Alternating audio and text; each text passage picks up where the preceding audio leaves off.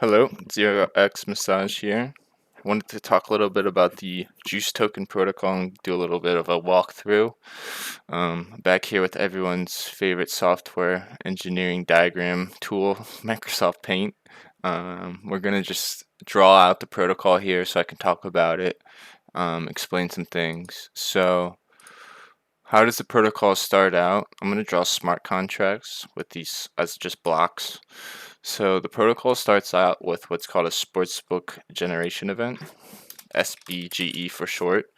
So what this SBGE does is it accepts contributions. It's a week-long event where it accepts contributions and just tracks each user's contribution and how much they sent. Um, it's so you can send Ethereum to the contract. You can send any ERC20 token that can be swapped into DAI on Uniswap, flash swapped into DAI, or you can send DAI itself. So any of those options that you send, it'll all just be denominated in DAI of how much you send. So if you send like one Ethereum right now, it'll be sold into like 4,000 DAI, and then you'll be credited for 4,000 DAI. So that that is a week-long thing, and then at the end of that week, the contract takes all of that DAI liquidity and initializes the protocol and all of its liquidity pools. So let's draw that out. So everyone's sending money in here, week ends, and then once there's a function in the SPG called distribute, and once that's called, that's where all of the logic is. I'm going to draw the liquidity pool as a circle here, and let's split it down into the middle because we got our, oh, that was pretty bad. So this is the juice JCE and wrap DAI. I'll explain a little bit more about what wrap DAI is in a second, but just stay with me. So this is a liquidity pool with juice and wrap DAI, and this is initialized through the SBGE. So there's a total supply of 28 million juice token JCE, and during the SBGE, all 28 million tokens, all 28 million juice tokens are within this SBGE, and then at the end of the SBG, it takes all of those tokens and initializes them in this liquidity pool with wrap DAI. So let's draw the wrap DAI contract. So one second. So I lied to you a little bit. So the first, before it initializes this liquidity pool, the SBGE takes its DAI liquidity and deposits it into the wrap DAI contract.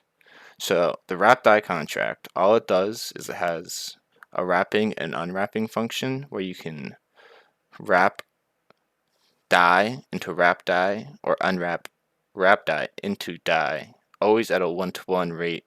It's like hard coded in. It's not like a rate, like a swap rate. It's hard coded in at a 1-to-1 wrap to unwrap ratio. And I'll explain a little bit more. But the purpose of wrap DAI will become evident in a little bit. So just follow along. So let's say that we raised 1 million DAI in the SBGE. The SBGE would take that 1 million, take the DAI from the SBGE and wrap it into wrap DAI and receive back. So it wraps DAI, receives back wrap DAI. So now this SBGE has the 100% of the supply of juice token, and then all of the wrap DAI that it just got from wrapping the DAI from the contributors, and that's what it uses to initialize this juice and wrap DAI liquidity pool. So the important point is that 100% of the total supply of juice token is in this pool at the initial at like when this is first initialized. And that'll become a little more, got that far.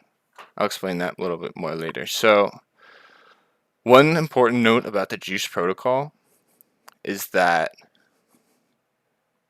the LP tokens cannot be liquidated for their underlying assets. So usually in Uniswap, you provide liquidity and you get LP tokens that signify your stake in the pool, and then you can liquidate those for the two assets in the pool.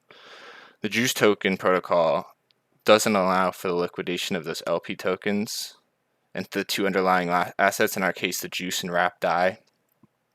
And the whole point of that is to get guaranteed liquidity within the pool that we know cannot possibly leave, and so we can utilize it for other things.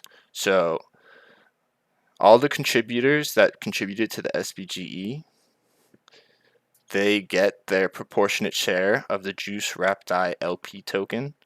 So say 100,000 LP tokens would be minted from this initialization of the liquidity pool, and you contributed 10% of the total money of this total 1 million, you would get 10% of the LP tokens. So it's all proportionate.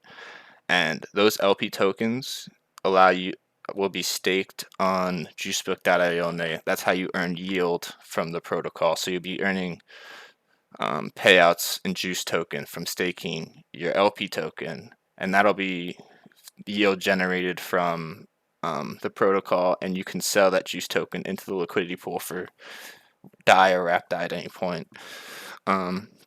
So let me move on. So we now have a liquidity pool with Juice token and Wrap DAI in it, and now we have all of this DAI within this contract. So this contains DAI lick. So this contract has a bunch of DAI liquidity in it that is from people or anything wrapping DAI into Wrap DAI. So the DAI stays within this Wrap DAI contract, and so that's like the DAI that if you wanted to unwrap your Wrap DAI into DAI, you'll get the DAI that's within the contract. So one important note about this Wrap DAI contract, and this is kind of what makes the whole thing work, is that it has the logic to look within this liquidity pool. So this Wrap DAI contract has a function within it that simulates it can calculate how much of this Wrap DAI within this liquidity pool is permanently locked forever. And I'll explain that more in 1 second. So there's a portion of the total Wrap DAI in here. Say there's 1 million Wrap DAI in here, like 700,000 of that Wrap DAI could be considered permanently locked forever, meaning that there's physically no way that it can leave this liquidity pool, because the only way to get Wrap DAI out of this liquidity pool is to sell Juice token into it. And the way that the protocol is initialized, 100% of the Juice token could be within this pool, and there would be a non-zero amount of Wrap DAI, meaning that however much Wrap DAI is left in the liquidity pool when 100% of the Juice token is within the liquidity pool is considered the permanently hard to say, locked Wrap DAI. So the Wrap DAI contract doesn't need to keep the DAI backing for any Wrap DAI liquidity that's permanently locked forever, because this wrap die can this it's physically impossible for it to leave. I guess not physical, but it's impossible for it to leave the liquidity pool to be unwrapped and to die, because there's, like I said, the only way to get it out is through selling juice token, and there's not enough juice token to get all of the wrap die out of the liquidity pool. So this wrap die contract has a function that calculates how much of this is permanent, how much wrap die is permanently locked forever, and then it takes that amount and compares it to how much die it has. So like I said, if this has like 1 million die locked forever, then it calculates that like 700,000 out of the 1 million wrap die in here is locked forever, then it knows that it only needs to keep like 300,000 of the 1 million die in this contract, because there's only a maximum amount of 300k wrap die that could possibly be unwrapped into die, and that amount, the amount of permanently locked wrap die, only ever increases over time. It never decreases. So if it's at 700k, we can assume that it's never going to go below 700k. It's only going to keep increasing as the protocol generates more and more fees and liquidity. So once this wrap die contract calculates how much of its die liquidity is extra, meaning that the corresponding wrap die is permanently locked in the liquidity pool and won't be ever unwrapped, it sends that to the treasury. So these are all, like I said, each box is its own smart contract, and this is the liquidity pool. Excuse me. So after this wrap die contract calculates how much extra die it has, it'll send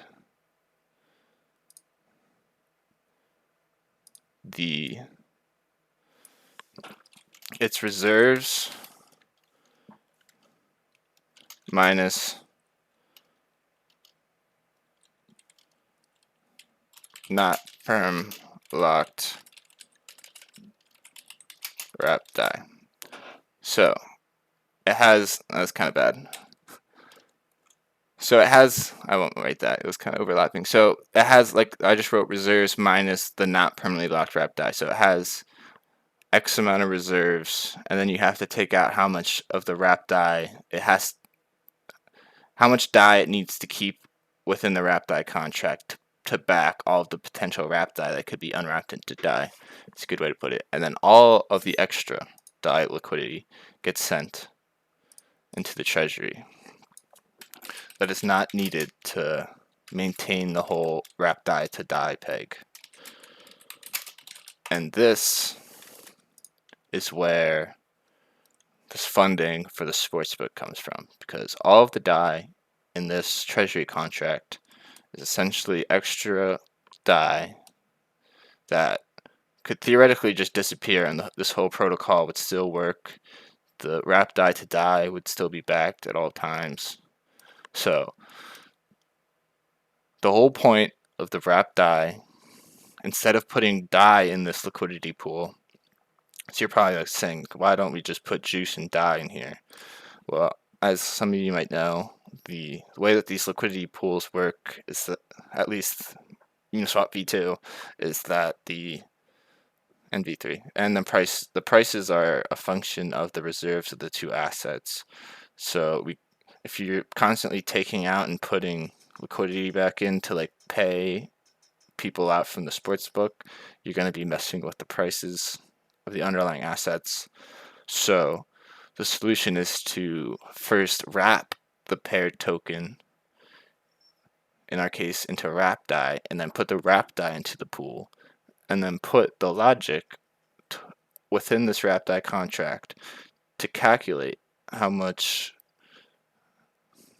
to basically just calculate how much liquidity is permanently locked within the liquidity pool, and then can externally just move the die liquidity that is extra to be utilized. So this way that we have all of the DAI liquidity held externally outside of the liquidity pool, so we can utilize it to generate more um, value for the protocol as overall.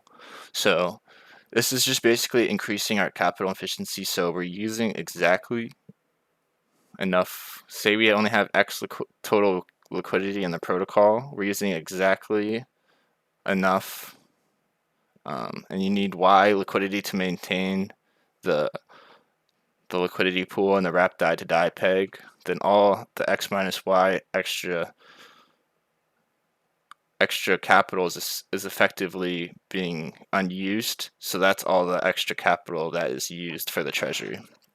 So we're using exactly enough capital to maintain the trading of Juice token, wrap DAI into DAI, and all of the extra capital is being used to fund the sportsbook, allow bigger and bigger bets to generate more and more money for the protocol. So let's talk about a little bit about how the sportsbook fits into this. So the sportsbook in itself is its own smart contract. So the sportsbook doesn't hold any money itself, and the point of that is to, like, if we want to upgrade the sportsbook contract at any point through on-chain governance, it's way cleaner to just add a new smart contract to the protocol through a proposal, and then set an allowance to the new contract through the treasury rather than migrating all of the money. So the sportsbook is its own contract, and then the treasury gives an allowance to the sportsbook.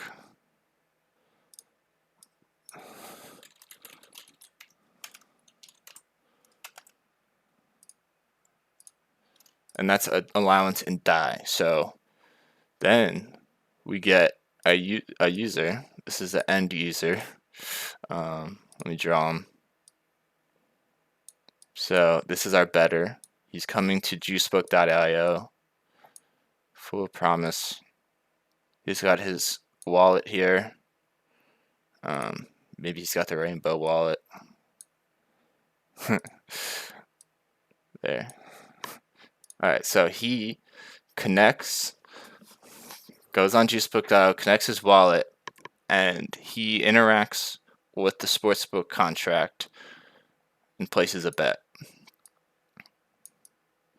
I'm gonna write this out instead of typing it. Alright, I'll type it. That's too bad. So the bettor calls the bet function within the sportsbook's contract and say he wants to bet 1,000 DAI. So this DAI does not go to the sportsbook; it goes over here to the treasury.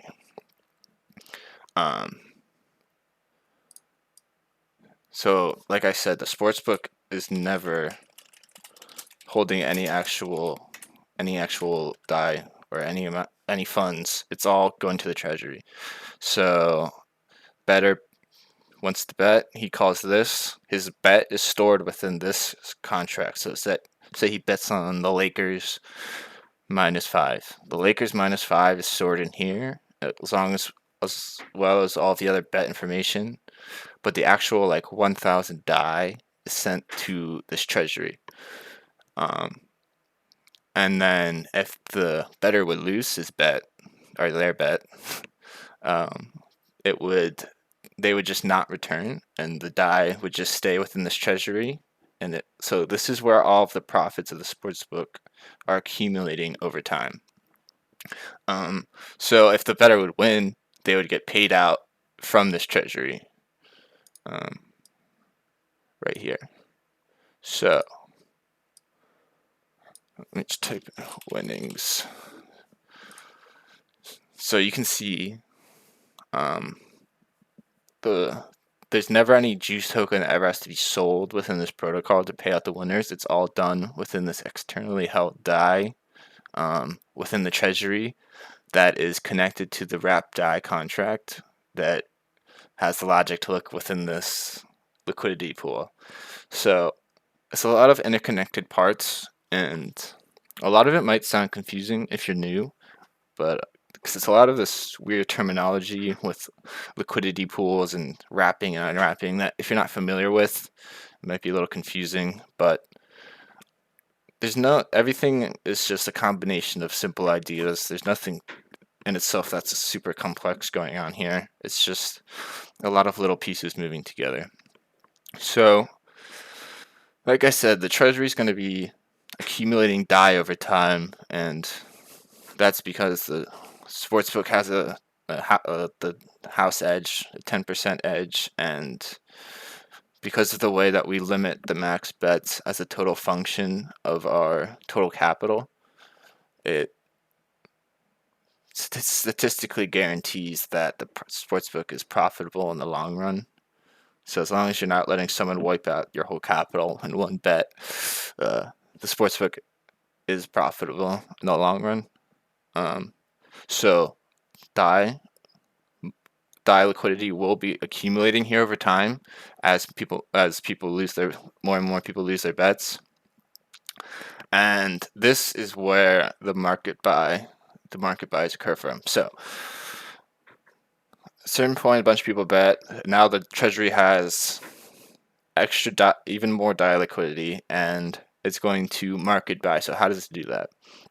So this treasury has DAI, and this pool is in wrap DAI. So if we want to buy Juice token, it has to first.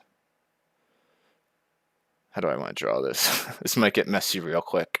Let's see. Might just draw it.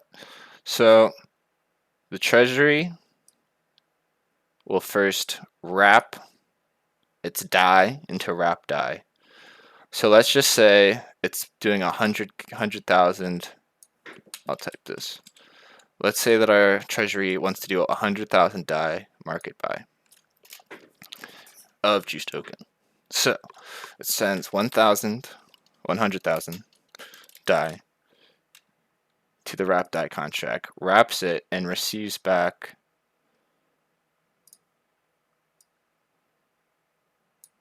that's pretty bad. Let me do this real quick. Move this down a little bit, give myself some room. Okay. And then, so we wrap 100k DAI and receive back 100k wrap DAI. So now the sportsbook has the wrap DAI that it can use to purchase from the liquidity pool. So now it takes that 100k wrap DAI. That was bad. And uses that 100k wrap DAI, buys as much Juice token as it'll get, and then that Juice token is however much X amount of juice comes back, however much it bought with the 100k wrap DAI. Then the treasury takes that X amount of juice that it bought and burns all of it. So one note before that, the LP stakers earn a fee anytime there's trades going on here with the Juice token. So that's also enforced to the when this treasury is market buying with its profits. So that's why the whole protocol is generating yield without any buy volume. So literally no external people could be just buying Juice token, and the protocol still will generate yield because the sportsbook will be making profits and market buying Juice token itself. And another note, every time someone purchases from this liquidity pool, the price floor for Juice token goes up. So there's a price floor for Juice token that it can't possibly go below, and that's the price that Juice token would be at if 100% of the Juice token was sold into the liquidity pool. And like I said in the beginning of this video, that there would be a non-zero amount of wrap DAI in the pool with 100% of the Juice token in the pool. because like it starts with when the Pro Protocol starts. The pool is initialized. 100% of the juice tokens in there. So when it's initialized and 100% of the juice tokens in there, whatever price the juice token is in terms of DAI is the price floor, and it can't drop below that, because the only way it can drop below that is if someone else would sell juice token into the pool. But 100% of the tokens already in the pool, so someone would first have to buy it to sell it, and that would just not net neutral, not do anything to the price. So sorry, going on a tangent there. So after the treasury makes this 100k wrap DAI purchase, gets X amount of juice token back, burns it. You can't read that probably. I gotta stop trying to write out the words. Burns. So it burns this amount of juice token that it purchases. And the point of this is that after it burns the juice token, it actually gets about 90% plus of this initial 100k DAI purchase back. And that is because the function that this wrap DAI contract uses to calculate the amount of permanently locked DAI or wrap DAI in the liquidity pool to see how much DAI it has to keep to back the wrap DAI. That formula is based off of, I couldn't write it out. Let me do something real quick and just scale this out a little bit. Oh wait, I did it the wrong way. Just give myself some more room here. Okay, so the formula that this wrap DAI contract abides by when doing the calculation for the this liquidity pool is it takes the circulating juice times the wrap DAI, let's do it backwards, wrap DAI reserve divided by the juice reserve.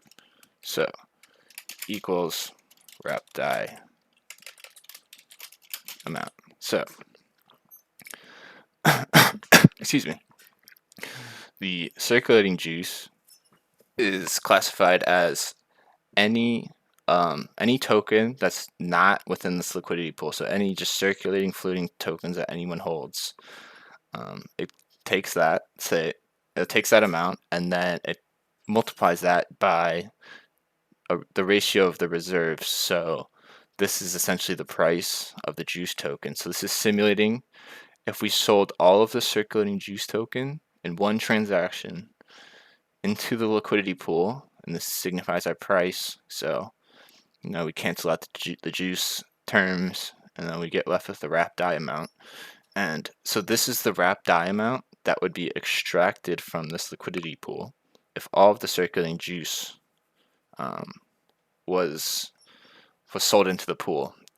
And it then adds that to any other just circulating wrap DAI that people are holding, and then that number is the total amount of wrap DAI, or sorry, the total amount of DAI liquidity that the wrap DAI contract has to hold, because that's the amount of wrap DAI that could be unwrapped into DAI. So this wrap DAI contract has to keep that amount of DAI, or else it would not be able to potentially facilitate the unwrapping for someone. So it finds out how much that wrap DAI amount, and then because we burned the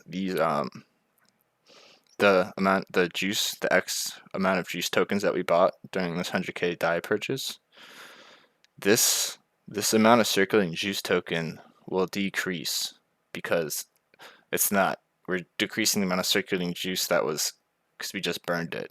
So this 100k wrap DAI that was essentially kind of corresponding to this juice token, the corresponding juice token was just burned. So when the treasury next time the wrap die will redo this calculation at the end of this the market buy function transaction.